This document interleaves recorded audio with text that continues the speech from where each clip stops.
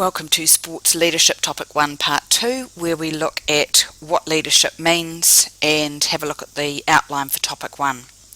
The learning outcomes are to understand course and assignment requirements, which you've already looked at, the unique character of sports leadership versus what we would call normal leadership, which I would generally say is business leadership, the place of leadership in business and in sport, both very important, and thinking about what's gone before us in leadership and what's likely to be in store for us in the future.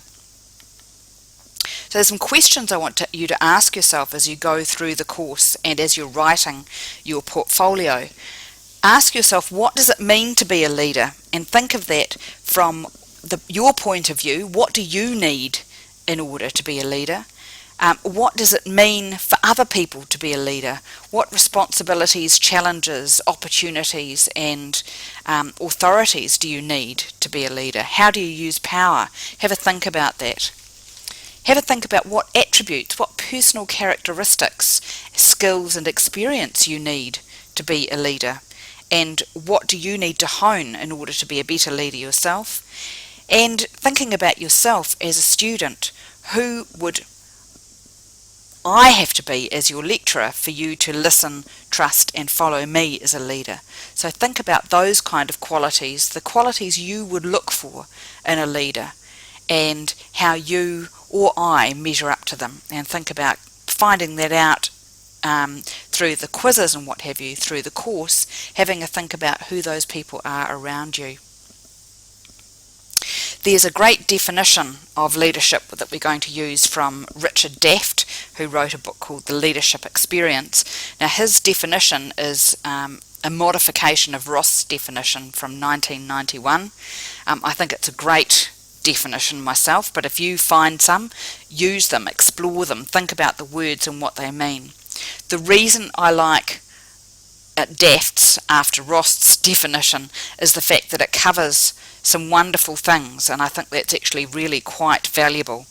That leadership is an influence relationship amongst leaders and followers, so it combines both of those, who intend real changes, so there's intention and change, and outcomes, so they're going to actually have something that will result, so they're going to have outcomes that reflect their shared purposes. Implicit in all that is this idea of personal responsibility and integrity, because without both of those things you can't get anything done. I'll come back to this definition a few times in the course, but as I say, if you find a definition that suits you better, write it up in your portfolio and justify it.